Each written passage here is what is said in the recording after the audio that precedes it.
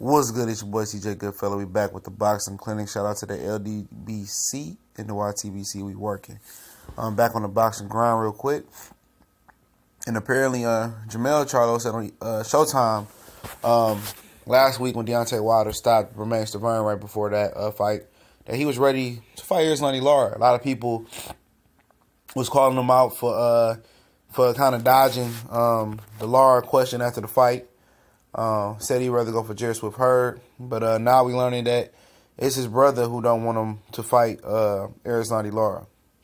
And his brother basically says that all their kids play together, go to school. They used to be a team, a tight-knit team. He not ready for them to fight. He said, of course, his brother Jermell Charlo is a beast and he's ready to fight, but says he's not ready for his brother to square with Erislandy Lara. And I understand that, you know. Because, you know, Lara kind of, you know, groomed him with Ronnie Shields. You know, Lara was kind of like the co-trainer, you know.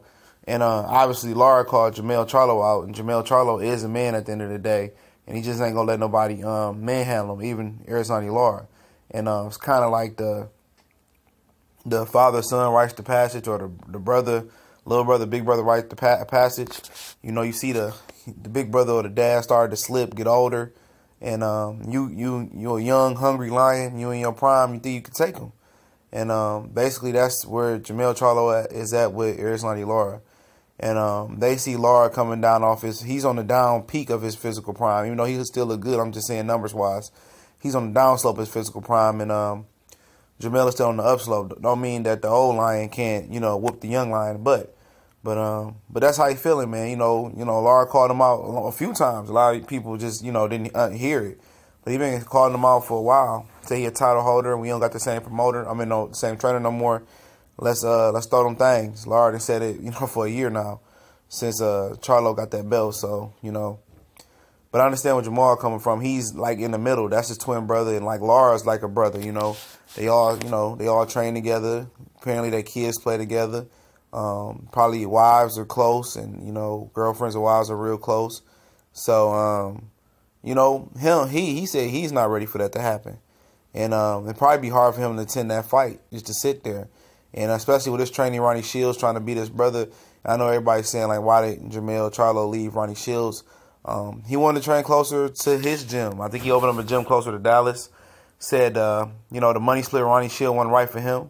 You know, it was an argument over money. That's what I think it was. It was the money is always the money. So he went over to Derrick James, and things is working out well with him and Derrick James. Him and Derrick James have started forming that rapport. And they starting to understand and talk the same lingo now. You can see they kind of went on the same page with the John Jackson fight and the fight before that.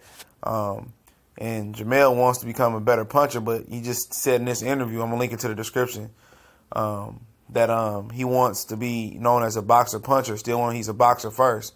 He just happened to punch with both hands. So, but he's molding into more of an offensive fighter. You know what I mean? Especially after the Divanis Monterosian little thing happened. But those tough fights that build character and make champions. You know what I'm saying? And you know his brother. I heard he said he would beat him up if he fought Erislandy Lara right now until he approves it or whatever. But if that's the case, I have no issue with them not fighting. You know, I respect both guys. I respect his Jermall Charlo's wishes. And a lot of people wouldn't understand it, you know, the brotherly bond that they had. They trained, they ate together, they basically lived together for the most part. And Jermall's still in the middle of it.